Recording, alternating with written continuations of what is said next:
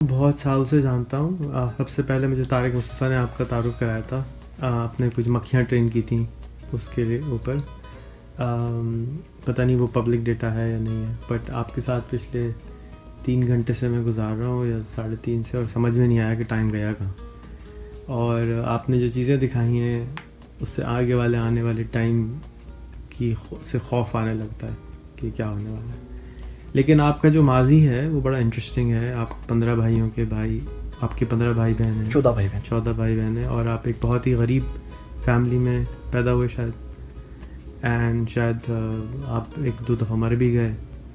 और तो थोड़ी सी कहानी अपनी अगर सुनाएं कि जाके लोग उससे इंस्पायर हो सकें कि भाई एक आदमी जो कि बिल्कुल एक आम सा पाकिस्तानी है, उसको CNN का प्रेसिडेंट कॉल कर रहा है, उसको विक्टोरिया सीक्रेट के लिए वो काम कर रहा है, उसको वो अमेरिका में नेशनल डिफेंस को पढ़ा रहा है।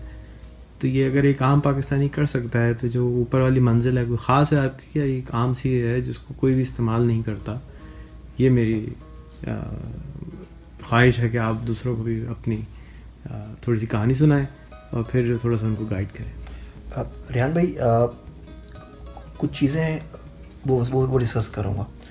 अपने बारे में बात करते हुए बड़ी हया आती है। वो इसलिए आती है कि 2 चीज़ें पढ़ी, उनसे बड़ा डर गया। एक हज़रत अब्दुल्ला इब्न मसूद का कौल है कि किसी ज़िंदा शख्स की मिसाल ना दो, क्योंकि आपको पता नहीं है उसका ख़ात्मा ईमान पे हुआ या नहीं हुआ, मरा तो नहीं है। तो मिसाल बना के अपने आप को पेश करना तो बड़ी बुरी बात लगती है। मुझे लगता है इंसानी चीज़ों में से, फ़ीचर्स में से जो बदतरीन सिफ़त है वो मेंटर बनने की ख्वाहिश है। वो ये समझना है कि आप किसी बंदे से ज़्यादा बढ़तर हैं, या आपको कोई चीज़ आती ज़्यादा पता है जो किसी और को नहीं आती। दूसरी कुरान शरीफ की आयत है, अल्लाह से फरमाते हैं औज़ु बिल्लाहि मिनश शैतानिर रजीम, कबूरा मक़तन इंदल्लाहि काना मफ़ूला। अल्लाह को एक बात बड़ी नापसंद है कि वो चीज़ें कहो जो तुम करते नहीं हो। तो किसी से बात करते हुए, गाइड करते हुए डर ही लगता रहता है कि यार मैं किसी बंदे को बोल रहा हूँ कि काम करो, खुद भी ना करता हूँ तो फ़ायदा क्या। तो बड़ा सोचना पड़ता है कि मैं जो बोल रहा हूँ वो करता भी हूँ या नहीं करता। आज करता हूँ, कल ना करूँ तो, कल करता था आज नहीं करता तो। मेरा ताल्लुक़ सक्खर से, हम 14 बहन भाई हैं। मैं सबसे छोटे नंबर के ऊपर हूँ, मेरा जुड़वा भाई भी है। बचपन से 2 प्रॉब्लम मेरे साथ रहीं। पहला प्रॉब्लम रहा अस्थमा का, तो इन्हेलर के बगैर मेरा गुजारा नहीं होता। तो मैं फ़िज़िकली कोई बहुत ज़्यादा स्ट्रॉन्ग नहीं था कि मैं कोई काम वाम कर सकूँ, कोई फ़िज़िकल काम कर सकूँ। अबू की बर्तनों की दुकान थी, भाई भी अगर बर्तन बेचते थे। हिम्मत का, मेहनत का काम होता है, तो मैं हमेशा उससे जी चुराता था। जी इसलिए चुराता था कि मेरे में हिम्मत ही नहीं होती थी काम करने की। मिट्टी उड़ती थी तो मुझे सांस बहुत होता था। लोहे के बर्तन या मिट्टी के बर्तन? सिल्वर के, स्टील के, शक्कर के अंदर। दूसरी प्रॉब्लम मेरे में है कि मैं सवाल बहुत पूछता हूँ। कोई चीज़ अगर मेरे जहन में क्लियर नहीं हो तो मैं बोलता हूँ इसका आंसर तो चाहिए, आप मुझे मार सकते हैं, जवाब ज़रूर दें मुझे। उसकी वजह से मैं बड़ी प्रॉब्लम में फंसा भी। पढ़ने का शौक़ पता नहीं बचपन में कहाँ से चढ़ा। पप्पी के पास ज़्यादा रहा, उन्होंने कुछ किताबें पढ़ने के लिए दे दी। इमरान सीरीज़ पे लगा दिया। असल नुमानी की सीरीज़ आती थी वो लगा दिया। इंस्पेक्टर जमशेद की जो सीरीज़ थी उसके ऊपर लग गया अपना इनकी इश्तियाक साहब की। पढ़ता रहा, उससे मेरी स्पीड भी कुछ बढ़ गई, उससे मेरी कुछ मेमोरी भी कुछ बेहतर हो गई। मेरे एक सर थे बचपन में, मौलाना अब्दुर्रहमान साहब, इस्लामियात, उर्दू, शायरी वगैरह पढ़ाते थे। उनसे मैंने एक दफ़े पूछा याददाश्त कैसे बढ़ाऊँ, याददाश्त किस तरह बढ़े, मेमोरी कैसे अच्छी हो। बड़ा उन्होंने अजीब जवाब दिया। उन्होंने कहा आँखों की हिफाजत करो। मैं कहा हज़रत मैं समझ आता, बोलेंगे सर पे मसाज किया करो, बादाम खाया करो, आँखों की हिफाजत का याददाश्त से क्या ताल्लुक़। तो कहने लगे जब तुम खाना खाने जाते हो तो क्या किसी ऐसी प्लेट में खाना डालोगे जिसमें गंद लगा हुआ। मैं कहा जी नहीं। तो उन्होंने कहा जी इल्म की जो ओनरशिप है ना अल्लाह के पास है, अल्लाह सुब्हानहू व तआला के पास है, और अगर दिमाग में गंदगी हो, पलीदा हो, तो इल्म भी नहीं आता। इल्म अल्लाह अपने हिसाब से डिस्ट्रीब्यूट करता है। बंदा रात को सोता है, सुबह उठता है, बोलता है यूरिका ये काम हो गया। रात सोता है, सुबह उठ के बोलता है पेंसिलिन का इंजेक्शन बना लेता है, दुनिया उसको नोबेल प्राइज़ देती है, और बंदा बोलता रहता है मुझे समझ में नहीं आया, ख्वाब में आके बताया किसने था। तो इल्म तो अल्लाह डिस्ट्रीब्यूट करता है, और जैसे चाहे करे, जो चाहे करे, उसकी अपनी तकसीम है। तो उन्होंने बोला कि तो याददाश्त बढ़ानी हो तो आँखों की हिफाजत करो, बुरा ना देखो, ना बुरा सुनो, ना बुरा सोचो, इल्म अपने आप बरसना शुरू हो जाएगा, आना शुरू हो जाएगा। अल्लाह से दुआ करो। बड़ी अच्छी सीख मिली। तो फिर मैंने किताबों के ऊपर तवज्जो देनी शुरू की। हम लोग छोटे गाँव से, छोटे शहरों के जो लोग होते हैं, बड़े बुरी तरीके से एहसास कम तरीका शिकार होते हैं। हमें ना अच्छे तलफ़्फ़ुज़ के साथ अंग्रेज़ी बोलना आती है, हम लोगों को ड्रेसिंग का सेंस नहीं होता, बाल कैसे बनाते हैं उसका सेंस नहीं होता, अच्छी जगह खाने पीने का सेंस नहीं होता। मैं कराची में नया आया, सक्कर से बैचलर्स करने के बाद शलतीफ़ खैरपुर से, तो बड़ा परेशान रहता था। मेरी शलवार कमीज़, सर पे टोपी, बालों में तेल लगा हुआ, पाँव में चप्पल, और कराची के लोगों के साथ मैच ही नहीं खाते थे।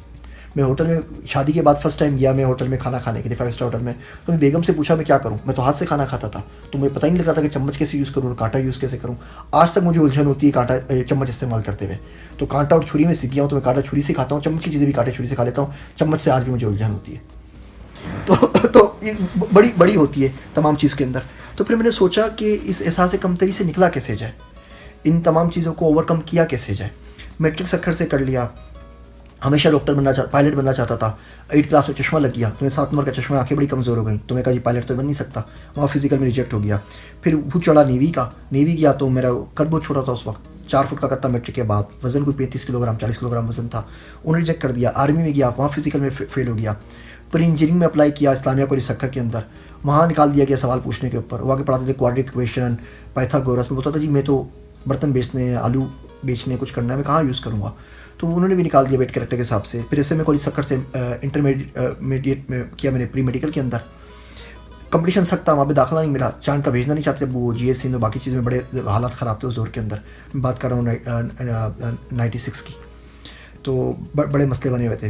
बी फार्मेसी में अप्लाई किया, कराची यूनिवर्सिटी के अंदर दाखिला नहीं मिला, कोटा सिस्टम था, कोटा पे मेरा नाम नहीं आया। फिर रो पीट के जब कुछ नहीं कर सका ना ज़िंदगी में, तो कंप्यूटर साइंस में चला गया। लोग मुझे बोलते हैं कंप्यूटर साइंस पसंद है, बोलता हूँ नहीं भाई कभी पसंद नहीं थी, आज भी पसंद नहीं है। कंप्यूटर साइंस में जब आया, जब ज़िंदगी में कुछ और कर ही नहीं सका। शाह लतीफ़ खैरपुर से बैचलर्स कर लिया, उसमें नंबर अच्छे आ गए। कराची आ गया, प्रेस्टन से पहला मास्टर्स किया। फिर लोगों ने बोला तो यूनिवर्सिटी अच्छी नहीं है, इसकी तो डिग्री एक्सेप्टेबल नहीं है। मैं कहा जी फंस गया हूँ। फिर दूसरे मास्टर्स के लिए PF किट चला गया।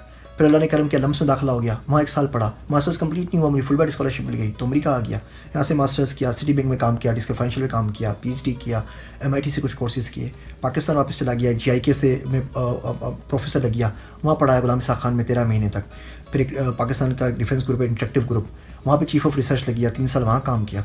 फिर अपनी कंपनी खोली कोफिक्स सॉल्यूशंस के नाम से, उसमें स्टार्टअप कप में पहली पोजीशन ली पाकिस्तान में, स्टार्टअप वर्ल्ड कप हुआ, आर्मीनिया में वर्ल्ड में पहली पोजीशन ली दुनिया भर को हरा के। फिर अमेरिका में कुछ यूनिवर्सिटीज़ के अंदर पढ़ाने लग गया, ब्राउन यूनिवर्सिटी के अंदर एजेंट रिसर्चर लग गया, कॉवेंट्री यूनिवर्सिटी में एजेंट प्रोफेसर लग गया। फिर यहाँ पे कंपनी खोली, यहाँ पर मैं O1 वीज़ा के ऊपर आ गया, एक्स्ट्राऑर्डिनरी वीज़ा के ऊपर। अभी अपनी कंपनी खोली यहाँ पे प्रेक्टिफाई मी, तो हम एक बंदों से तकरीबन 69 बंदे अभी हो गए हमारे। 2 मुल्कों में ऑफिस हो गए, बाकी हम कुछ और ऑफिस खोलना चाह रहे हैं। हमने $1.8 मिलियन की फंड रेजिंग अभी कर ली है। We are gearing up for the next funding round for $25 million, तो विल गो फ्रॉम देयर। तो जो चीज़ पहली सीखी मैंने वो तो है पढ़ना। अगर आप पढ़ते रहें, अगर आप 10, 12, 15 हज़ार घंटे लगाने किसी फील्ड के ऊपर, कोई भी फील्ड हो, आप बोले कंप्यूटर साइंस, आप बोले क्रिकेट खेलना है, गाना गाना, जो भी फील्ड हो, तो उसके बाद आप किसी गार में जाके, पहाड़ में जाके छुप जाएं और आप देखेंगे एक पगडंडी आपकी गार तक अपने आप आ जाएगी, दुनिया आपको नहीं छोड़ेगी, वो अपने आप आपको काम देने के लिए आ जाएगी। जो आप काम करें उसमें एक्सीलेंस की कोशिश करें। मैंने अपने एडवाइज़र से PhD के बाद मुझे बड़ा डर लेता है, यार जॉब मिली नहीं मिली, चली गई, क्या करूँ। उस दिशा कुछ ना करो, थोड़े 1-2 काम कर लो। पहला काम तो ये करो, एक स्किल ऐसी डेवलप करो जिसमें तुम्हारा सानी कोई ना, कोई एक चीज़ पकड़ लो, बोलो ये चीज़ मुझसे अच्छी बेहतर कोई नहीं कर सकता। मैंने वो रीडिंग डेवलप कर लिया, तो मेरी एवरेज स्पीड रात की कोई अलहमदिल्ला कोई 600 पेजेस की हो गई पर नाइट की। तो जो बच्चे आते हैं, कोई भी बात करता है, कोई भी चैलेंज करने की कोशिश करता है, तो बेटा पहले पढ़कर आओ फिर बात करना। तो मुझे पता है इसके अंदर मैच करना बड़ा मुश्किल काम है और बड़ा आपको टाइम टेबल का ख्याल रखना पड़ता है। दुनिया इधर से उधर हो जाए, आपने पढ़ना है तो आपने पढ़ना है। जो काम नेचर ने करना है नेचर करे। नेचर बारिश कर रही है तो क्या करूँ, मैं रुक जाऊँ, मुझे पढ़ना है, मैं पढ़ता रहूँगा अपना आराम से, और क्या करूँ। तो ये मैंने स्किल डेवलप को, तो बच्चे को स्किल डेवलप करनी चाहिए। और उसके बाद दुनिया का ख्याल ना करे, दुनिया ताने दे, अच्छाई करे, बुराई करे, आराम से करता रहे। जो भी काम उसको दिया जाए वो अपनी एक्सीलेंस पे करे, और ये ना देखे पैसा कितना मिल रहा है।